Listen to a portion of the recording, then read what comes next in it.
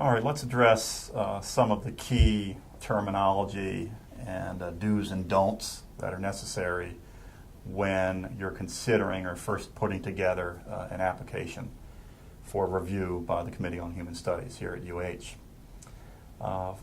One of the first things you have to determine is whether in fact what you're doing is so-called research. Okay? And one of the common mistakes that we make when we're beginning researchers or we're doing a systematic study for the first time is we make assumptions about what research is. We may use our Webster's Dictionary definition. We may use our own perception of what we think research is. But what's key for us is what's called the Code of Federal Regulations definition. That's what the committee goes by, and I'm going to read verbatim some of that definition. So, according to the Code of Federal Regulations, research is a systematic investigation designed to develop or contribute to generalizable knowledge. And there's one other key word, human subjects. We may make assumptions about what a human subject is, in that, well, it's a living person, it's a person who's going to participate in my study. Well, that's true, but again, let me read verbatim the wording from the Code of Federal Regulations. Human subject is a living individual about whom an investigator, professional or student, conducting research obtains either data through intervention or interaction with the individual, or you obtain identifiable private information or knowledge about that person. A lot of words in there we have to muddle through, but the point being, don't get sidetracked by what you think or what somebody tells you. Oh, no, that's not research. That's not a research study. Go right to the code. And how do you get to the code? Well, it has a link on our Human Subjects website, and you can refer directly to the code and the terminology there. But let's get practical about it. Let me talk about some don'ts.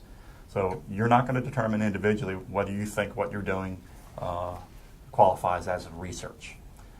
You will, in conjunction with your advisor, discuss that matter. Will my study qualify as research and therefore need a human subjects review? But even your advisor really doesn't make that decision. That ultimate decision is made by the committee. There are different levels of research studies, and you as a researcher, if you're doing your Plan A, Plan B, dissertation, whatever, will likely submit under one of three categories, either what's called exempt category, expedited category, or full review category. And I can tell you from experience that probably 95% of the proposals I see from grad students, and maybe even that high percentage of the proposals from experienced researchers here at the university, will be submitted and reviewed and approved under what's called the expedited category of review. Let me caution you again that these words, these English words, are misleading. Expedited implies that quick, and that's true. It's quicker than full review.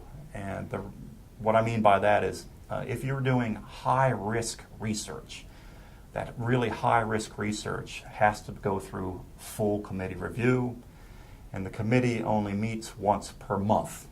So it will take you time to get your response and your approval. Expedited reviews do not require the full committee to review your proposal. Instead, typically it's the chair of the committee or the chair's designee and one other member of the committee does the review. So it is quicker. Adam, you submitted when? Last week. Last week. So we will find out how quick it is. So quick being more than a week. Yeah. So as a student, you want to have it back, it'd be great, get it back in a week and you're ready to roll. And hopefully you get it back without having to do any major changes. Again, more typically, you'll get feedback, and Adam might get feedback that says, hey, it looks good, and we're going to approve this contingent upon you making this little change. So we'll keep our fingers crossed. I hope you make it.